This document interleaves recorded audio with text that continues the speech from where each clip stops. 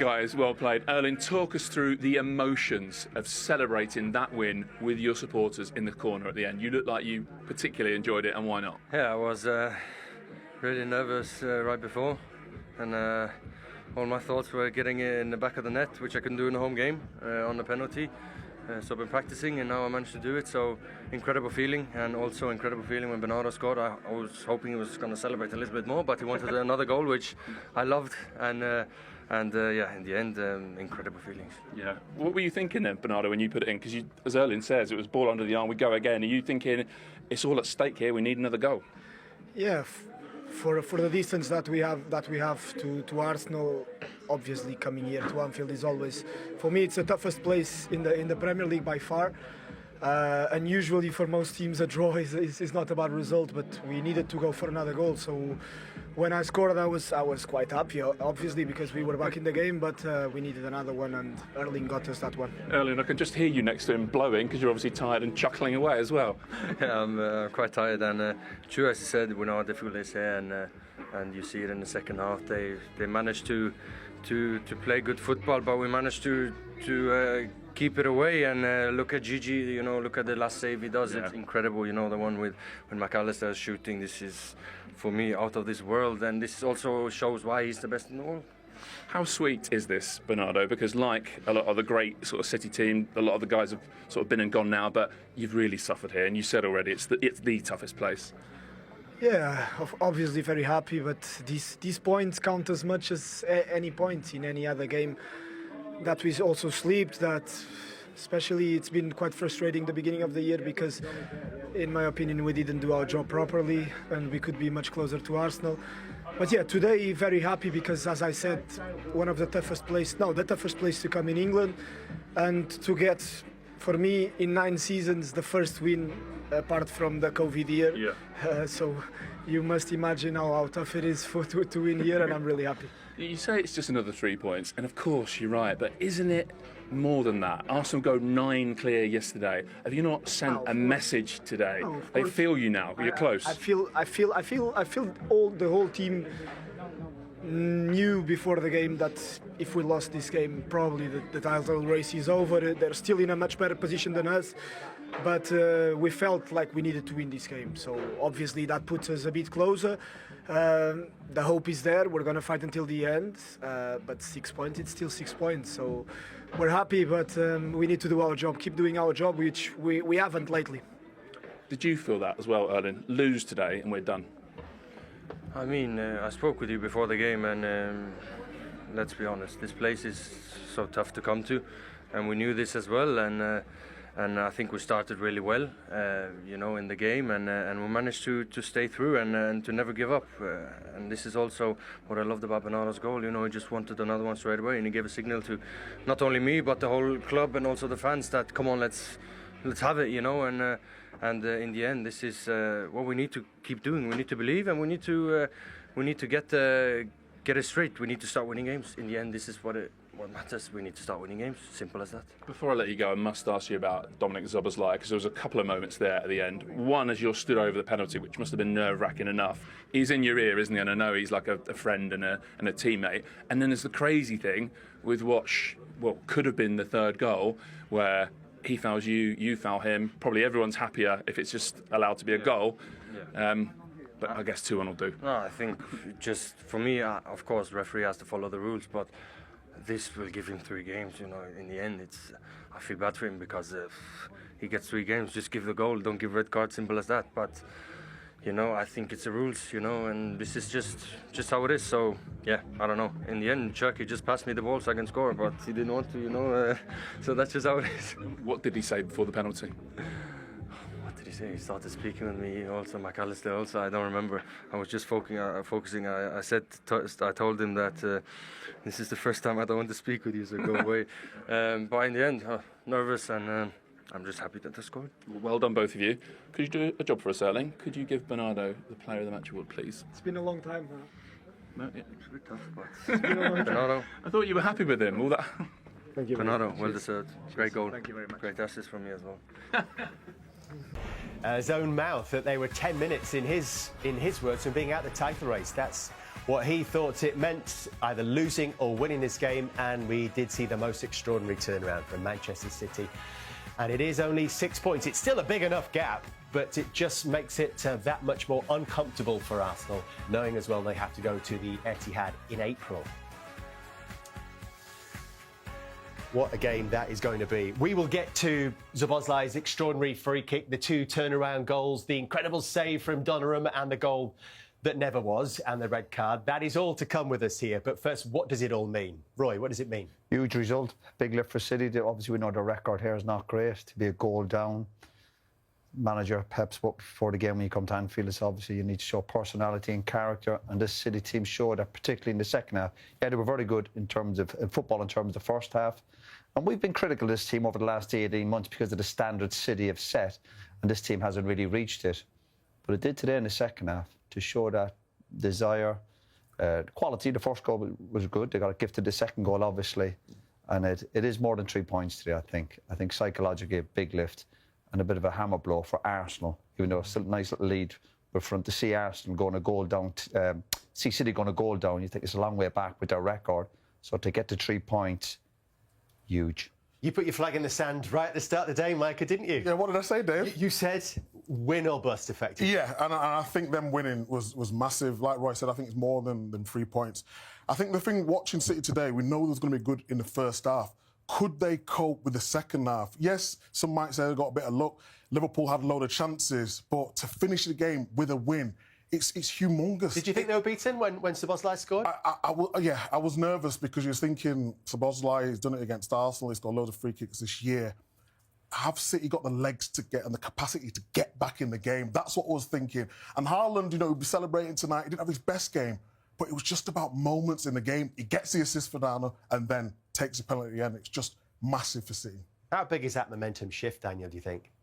It's key. We talked about it before, about the momentum, the confidence that it's going to give the team, and now the belief, that they are capable. I think they've had wobbles. They've not performed to their level throughout the course of the season, but we're still seeing signs that they are capable of going all the way. And I think today is probably the biggest moment for them of the whole season, where it sort of feels like, guys, we still can do this. We've still got it in us. And I think as a player, when you go through those moments, it does test your character. When you go 1-0 down, the type of goal it was, you think to yourself, boy, it's just not our day, man. It's just scored a worldie, bro. Like, what are we going to do?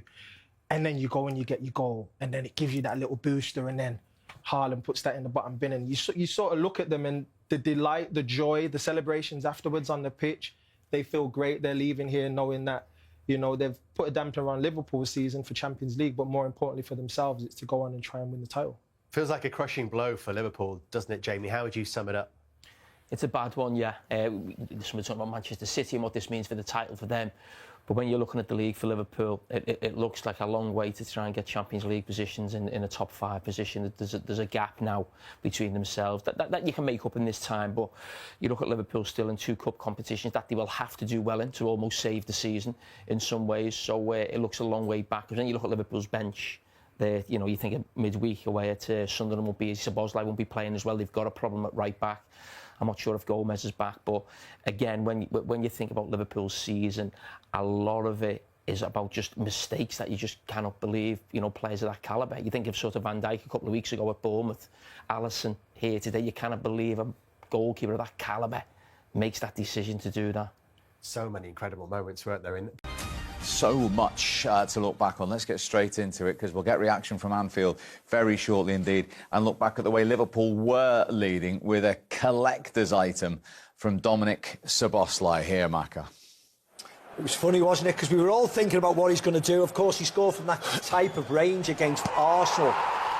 Different type of free kick, but how effective, and just slices right across the ball, and the movement on the ball, it's an art in itself. There's only certain people who can strike a ball like that. I certainly wasn't one of them, and he has just hit a rocket past one of the best goalkeepers in the world, who didn't move a muscle. Outstanding. Yeah, as soon as he hit it, the fact that Donnarumma didn't move, I was nervous instantly. We see their silhouette of where an extra man could have been, but I don't think it matters. I think if you look back at the Arsenal game, there was 3 men in the wall, it went in. I don't think there's much anyone could have done. The fact that Diaz moves, is it Salah out the way, or Gakpo out the way, and gives Donnarumma more sight on the ball even. So, again, I don't think there's much anyone could have done. It's incredible, isn't it? I actually think sometimes being a little bit further out helps certain players, and he might be one of them. Especially now when people put the wall and then they put the player lying behind it, and then they all jump. Sometimes the closer you are, the harder it is. And as soon as I saw the distance, I thought, he's got a chance here, because he hits the ball with so much movement. This time it just had movement left to right. You know, it's quite incredible. The strike, as Macca says, not many people can hit the ball that hard. And I'm in Macca's camp. I'm not one of those either. We showed where the extra man in the wall could have stopped it. Some teams have 3 men, some teams have 4 men. I mean, if there was another man or 2 in the wall, it might have prevented. It might have meant he would go for a different type of finish. But regardless of that, you know, one of the great Anfield goals at the Kop end as well. And he's got 9 this season now. 4 of them have been direct free kicks. What about City's response, though? Because Liverpool led for less than 11 minutes. Yeah, it's been the opposite to how City performed. They were worse in the second half than they were in the first. And again, Liverpool dropped a bit deeper. And Man City committed men forward. They've got nothing to lose at this stage. So getting players in the box. And I think when you are forcing defenders to defend, you often ask questions. And again, Liverpool got caught sleeping. Some people are pushing out, and there's numbers. They're outnumbering, or equal the numbers that Liverpool have to defend. And Haaland in the air was pretty good throughout the whole afternoon. And again, Bernardo Silva, not something he often does, is get higher than the highest line, and brave finish. Does well to anticipate Bernardo Silva, because I'm looking at Liverpool there and thinking, how can you avoid that? It's very difficult. A deflection on the cross, the ball's going out. Yeah. To be fair, Haaland anticipates it. He's really right on it, breaking out the line to nod it into a danger area. And Bernardo Silva was the one person on the move. He knew what was coming. Difficult to defend. Frustrating, obviously, for Liverpool to defend so late, but it was a difficult one to defend. And also, Szoboszlai, who's not a natural defensive-minded person, he's the one who's playing everybody on side. I know Van Dijk and Konate get pushed up with the ball and challenging Haaland, but the one player, as Mo rightly said, Bernardo's running that way and Szoboszlai's stationary. He's not trying to get out in a line with the rest of them, and he just get caught. And it was an assist for Haaland, that goal, and a nice finish from Bernardo Silva. And then the big moment in the 91st minute, and a goalkeeper of Alisson's experience, this was out of character, wasn't it? Yeah, this was a massive mistake. You know, we highlighted before the game, like Van Dijk against Bournemouth, not clearing his lines. This is a huge mistake. He comes out, he has to slow down, he has to stop. Matheus Nunes is not going anywhere, is he? He's reaching, he's, you know, just trying to get a toe on it, anticipating, wanting Alisson to come and clear him out. And that's exactly what he does. He hasn't got control. He's running out of play, you see.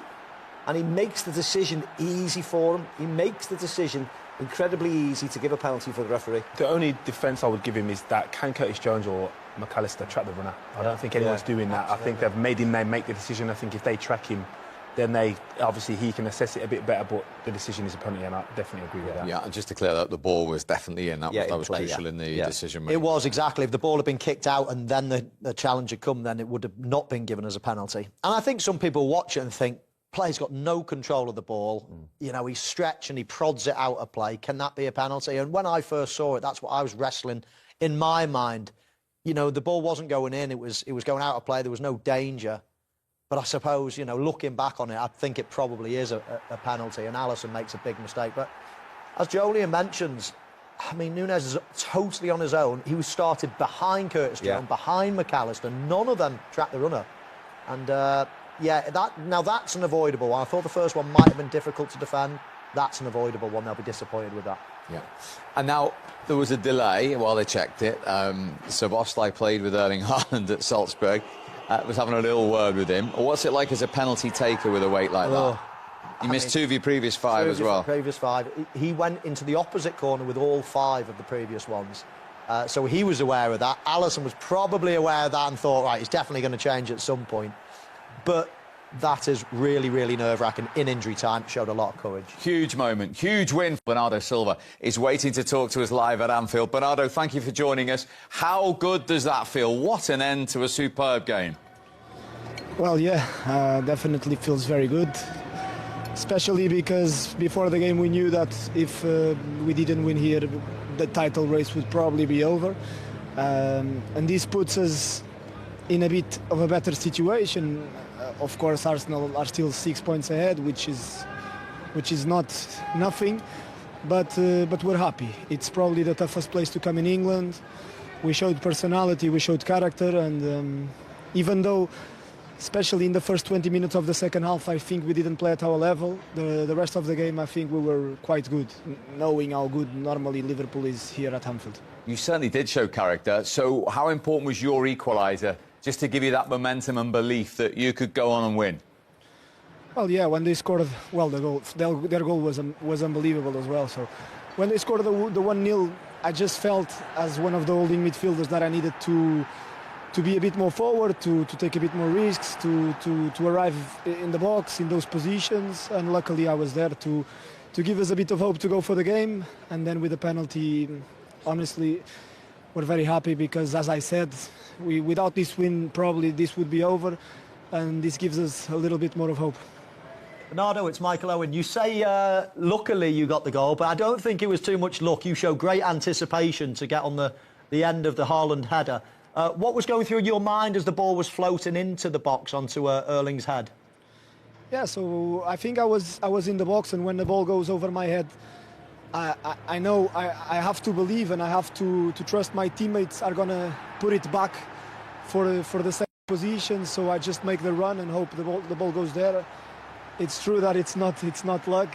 It's a lot of timing and also believing in my teammate, knowing that Erling is really good in those moments. And yeah, then a good finish, and really happy, as I said, to get that goal and to get us back in the game, to be able then to score the winner in the end. Bernardo, it's Steve McManaman. You're the captain now and one of the leaders. How does it feel? Because you've got a lot of new players in your team and they haven't been in this position before. Just do the same that David Silva, Vincent Kompany, Fernandinho, Kun Agüero did to me when I arrived, which is pass me all the experience, as much information as possible. I know exactly how the manager wants to play. I know exactly what this club demands, the standards that this club demands, and then also try to be an example on the pitch. And I've been trying to do that. I've been trying to help them as much. It's a young team full of talent, but they're good kids. They're good kids, willing to listen, willing to learn. And I think this club is back on the way up.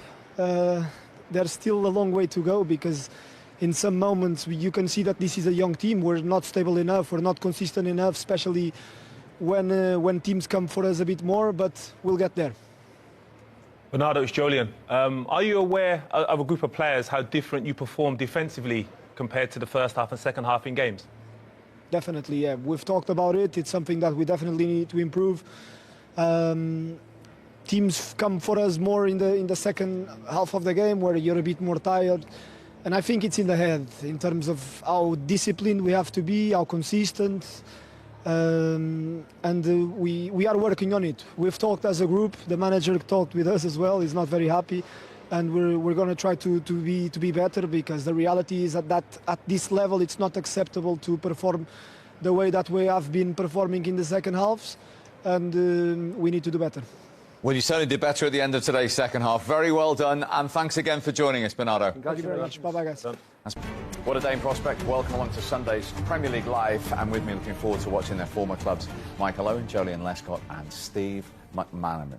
So, when these two go head-to-head, we always look forward to it. Back in August, we thought, at this point, in February, this would be a real title decider. Didn't expect the drop-off from Liverpool. Manchester City were a little bit of a question mark. Lots of changes in their squad. I didn't particularly fancy them at the start of the season. But they are there, and they are probably the only challenger to Arsenal, I feel now. And I don't think they're a strong challenger, especially after yesterday's result. The potential of them dropping points again today. And if they do, then Arsenal are miles clear, really. So I think for the neutrals out there, they'll be wanting a Manchester City win. However, for two of us sat here, we want a Liverpool win. Do they simply have to win and just see where it takes them? Yeah, definitely. I think 9 points at this stage of the season for someone that's playing as well as Arsenal, it's going to be difficult to claw that back. Speaking of it, I think we all believe if it's 6 points going into the Arsenal game and then City win that, then it's back on. But at the moment in time, having to win at Anfield is a difficult task for any team, never mind Man City. Having said that, we've gone through the record books. At this stage of a Premier League season, 3 teams have been behind by 9 points and gone on to win the title. Remember one of them? Yeah, I do. Remember the other team as well. Yeah, but again, we're just talking hypothetical in regards to where City are and where we've seen them in recent years. I don't see them being able to put together a run that is back-to-back 10 games in a row, and that's the kind of they're going to need. There's nothing to suggest Man City will go on a run. We've seen it in the distant past, but this year, particularly in 2026, their form has been very average. So the fact that Arsenal are way ahead at this moment in time and Manchester City with a difficult game today doesn't fill you with any real confidence, the fact that they can go on a roll. Yes, they brought in a couple of players which will help the squad in the transfer window, which is great business for them. But Arsenal are very strong, aren't they? Very resilient. They've got a big squad themselves that are, virtually all fit, and you can't see them dropping those type of points if Manchester City do not get a result today. What's the overriding reason, do you think, why Liverpool at this point aren't even in the conversation like we expected them to be at the start? Of the probably a number of reasons. New signings haven't hit the ground running, like we've said on a number of occasions. They've had a number of injuries which they didn't have last year. They've had a lot this year. They lost a lot of players in the summer, even though they brought in a fair few.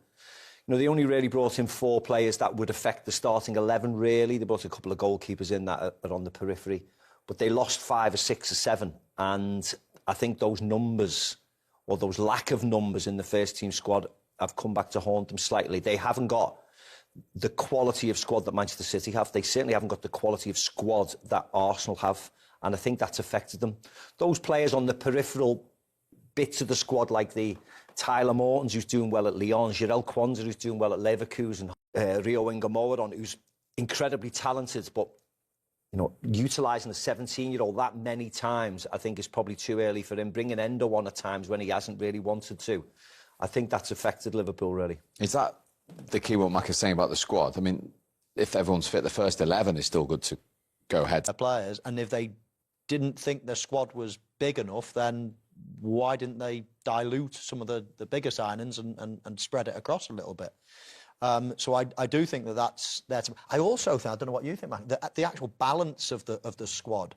I mean, they're getting rid of players like Quansah, and I know they signed 1 or 2, and there's the Italian lad Leone, he had an injury early on, and there's 1 or 2 things, but they've been really threadbare in certain positions, and they had a lot of time to fix that, and had a lot of money as well to fix that. So I don't think that's an excuse, but I do take some of the the points that Mac has made.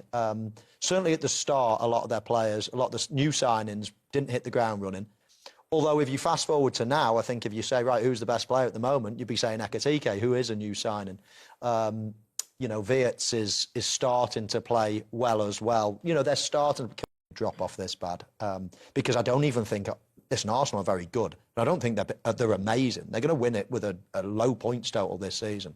So it really has been a lot of teams gifting Arsenal the lead as well. I remember standing on the pitch at the very first game of the season against Burnley. Even a 2-0 lead isn't safe for City, and that's a damning thing for Who would you say is their strongest back forward? If everyone's fit. If everybody's fit. Because when I see them, I have no idea. Vardyle's been a big miss, hasn't he? Yes. Vardyle, definitely. At what, left back? Yeah, I would say left back now. Instead of Aït-Nouri, OK. With Mark, Gay, I would say John Stones, but again, he's not as reliable as a Ruben Diaz fitness-wise, even though he's out. So then you would say probably Ruben Diaz and Nunes. And is right back still an issue? Yes, at right back still. Yeah. Okay. Is that still an issue, or are you happy with that? Potentially an issue, but I don't think he's let them down. I don't think he's let the team down in any way. I don't think he's been at fault for a number of goals. I think he's played consistently well. But it's like Slobbersley at right back. He never lets you down, but he's just not. He's better elsewhere. That's the thing, isn't he? But again, there are just too many injuries in the same position, and I think if any squad has that many injuries in the same position, regardless of how strong you are, what you want to achieve is going to be hard. Semenyo in, with a few players coming back. Can they at least ask Arsenal a question and go on some sort of a run? Yeah, they should be able to. The players that you've mentioned, and we've given them credit for what we've seen in previous seasons. But the way they're defending, I think they're fragile, and it's not just counter-attacks now. It's not. Well, I think with previous seasons we was aware of how City were going to be susceptible to goals conceded, but I think there's a variety of ways you can get opportunities against City now, and that's the worrying thing, is that they're not solid. Even a 2-0 lead isn't safe for City, and that's a damning thing for Who would you say is their strongest back forward? If everyone's fit. If everybody's fit. Because when I see them, I have no idea. Vardyle's been a big miss, hasn't he? Yes. Vardyle, definitely. At what, left back? Yeah, I would say left back now. Instead of Aït-Nouri, OK. With Mark, Gay, I would say John Stones, but again, he's not as reliable as a Ruben Diaz fitness-wise, even though he's out. So then you would say probably Ruben Diaz and Nunes. And is right back still an issue? Nunez at right back still, OK. Is that still an issue, or are you happy with that? Potentially an issue, but I don't think he's let them down. I don't think he's let the team down in any way. I don't think he's been at fault for a number of goals. I think he's played consistently well. But it's like Slobbersley at right back. He never lets you down, but he's just not. He's better elsewhere. That's the thing, isn't he? But again, there are just too many injuries in the same position, and I think if any squad has that many injuries in the same position, regardless of how strong you are, what you want to achieve is going to be hard.